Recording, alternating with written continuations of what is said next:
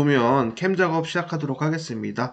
캠 탭 가셔서 일단 그 셋업 가신 다음에 오리엔테이션 셀렉트 Z 액시스 플레인 X 액시스 그리고 스톡 포인트는 그 다음에 여기 끝점으로 잡아주시고요. 스톡은 사이드는 범용으로 맞추기 때문에 0으로 해주시고요. 1로 두시고요.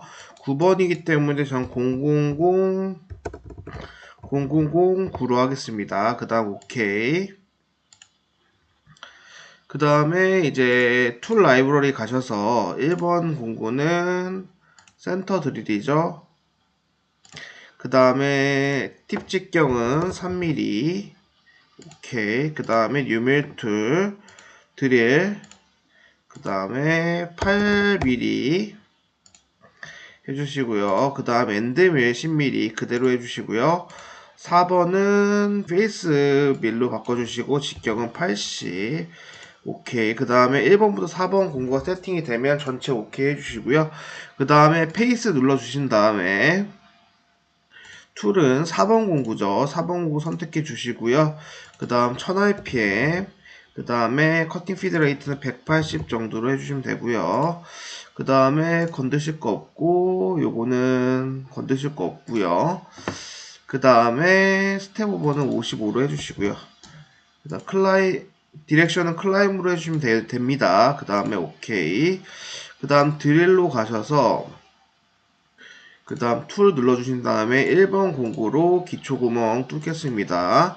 1800rpm이고요. 그 다음 플런지 이송 속도는 240으로 해주세요. 그 다음에 가운데 구멍 클릭을 해주신 다음에 이러면 실제 센터들이 부러지기 때문에 높이 탭에서 일단 모델 탑으로 바꿔주시고요. 그 다음에 3mm 뺀 몇 mm입니까?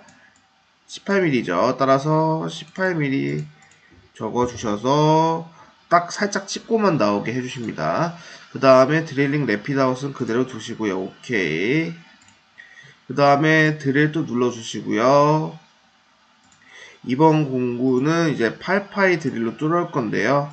8파이는 이제 800rpm, 그 다음에 플런지 이송 속도는 똑같이 240 해주시고요. 가운데 구멍 눌러주시고, 그 다음에 높이 탭에서 관통해야 되니까 일단 모델 탑으로 바꿔주시고요.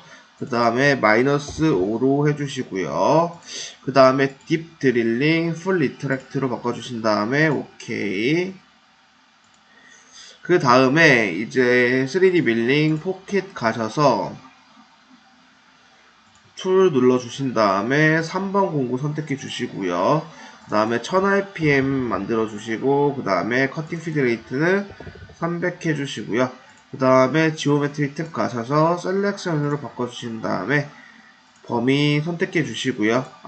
툴 아웃사이드 바운더리 설정해 주시고, 스톡 투 리브 제거해 주신 다음에 잠시만요. 일단 요것도 모델 탑으로 바꿔주세요. 모델 탑으로 바꿔주시고요. 그 다음에 임의로 바꿔주시면 됩니다. 스톡 투 리브 해제했죠. 그 다음에 오케이. 그 다음 셀다운 누르신 다음에 시뮬레이션 돌려보겠습니다. 뒤로 해서 조금 속도 높이겠습니다. 1mm 깎고요. 센터 드릴 구멍 뚫고요.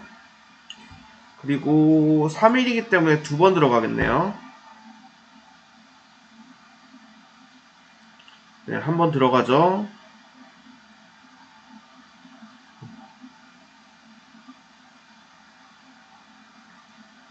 네, 2번 들어가죠.